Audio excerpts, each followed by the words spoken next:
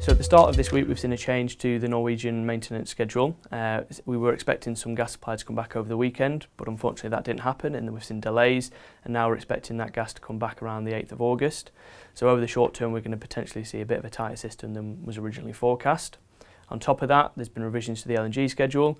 So typically we were expecting to get about 35 MCM per day worth of send out during August, but due to kind of increased demand in Egypt and Jordan, Qatari gas is being rerouted there, and as a result we're expecting a bit of a lower send out, around 27 MCM throughout August.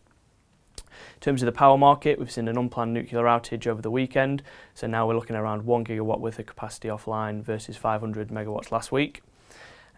Looking at wind specifically, we've seen really low wind generation over the last few weeks, and that's doing two things to the power market. Firstly, it's narrowing the minimum supply margins, which is obviously going to see potentially prices increase.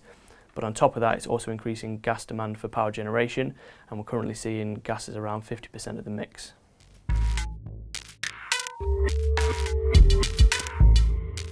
So we start off with gas contracts relatively close to delivery. We've seen contracts trade to about 8-month highs. That's comparable to kind of December last year. The main reason we've seen these prices track upwards is as a result of increased gas utilisation in power demand. So we've already talked about the fact we've seen really low wind generation over recent weeks, and as a result of that we've seen much higher take-up for gas for power generation. You would have thought, following the Rough announcement a few weeks ago, that we would have seen gas prices fall close to delivery, as we're not currently injecting. However, we're actually seeing really strong demand through the IUK, and we're currently exporting around 50 MCM per day through there, and that's where a lot of this excess gas is currently being used. Looking at the power market, it's been relatively range bound over the recent weeks. We've not really seen any significant moves since June. In terms of seasonal prices, we've seen prices consolidate following the volatility following the Rough announcement. At the moment, there's no clear indication, especially over the short term, where prices are going to go.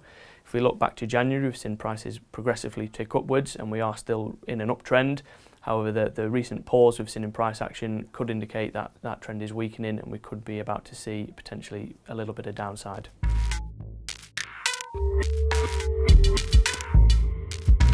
As we've mentioned, we've seen seasonal prices kind of consolidate over the last week or so, and that's following the volatility we saw around the Rough announcement.